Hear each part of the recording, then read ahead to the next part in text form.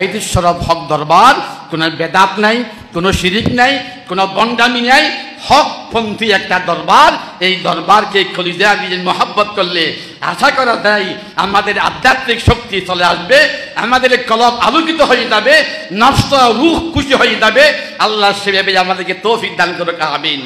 পরিশেষে আমি বলতে চাই, এই বাইতুল শরফের পীর সাহেব হুজুর কেবলা আমাদের হুজুর অনেক বই পুস্তক লিখেছেন, ঠিক কিনা বলেন না?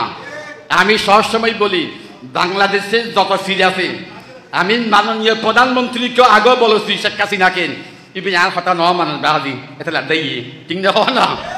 বর্তমান যারা দায়িত্বে আছে ডক্টর ইউনূস, মানুষ মুসিবতের মধ্যে ফেললে দোয়া ইউনূস, বাংলাদেশ মুসিবতের মধ্যে ফেললে ডক্টর ইউনূস, ঠিক না?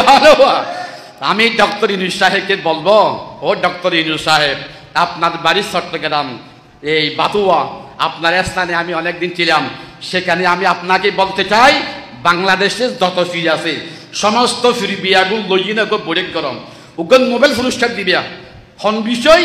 যে সমস্ত ফিরে বেশি বই লেখে, কিতাব লেখে, জিবে বেশি লেখে, ইবেরে পুরস্কার দেওয়া যাইব, ঠিক না? হন বাংলাদেশে যা ফির আছে সমস্ত ফির বিয়াগুলো যা লিখে ইন বিয়াগিন টেবিলের মধ্যে আনিল, আর বাইতুল শরফের পৃষ্ঠা বুঝুর অর্ধেক হবে না, কথা বলেন ঠিক কিনা? যদি এইরকম একটা অনুষ্ঠান বাংলাদেশে হয়, এই নোবেল পুরস্কার ডক্টর ইউনূস সাহেব থেকে আমাদের রাহাবরে বাইতুল শরফ ছাড়া আর কোনো ফিরে পাবে না, কথা বলেন ঠিক কিনা? যেমন বাপ তেমন সন্তান, লাইক ফাদার লাইক সন। আল্লাহ পাক আমাদের হুজুর কেবলাকে হায়াতে তৈয়বা দান করুক, আমিন বলেন না? সব সময় দোয়া করবেন। অনেক সময় দেখা যায় হুজুর কথা কম বলে, চিন্তায় থাকে, গবেষণায় থাকে, দা ইমাল ফিকার, সর্বদা চিন্তা অবস্থায়।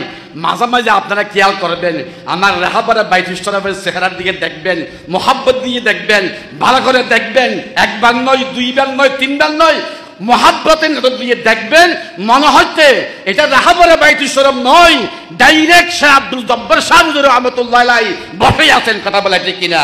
মাঝে মধ্যে অনেক সময় এরকম সুরত হয়ে যায়, এটাকে বলা হয় তাওয়াজ্জুহে ইত্তেহাদি, এটা আধ্যাত্মিক মশলা। আল্লাহ পাক আমাদের এই রত্নকে আল্লাহ তুমি হেফাজত করো, আমিন। পরিশেষে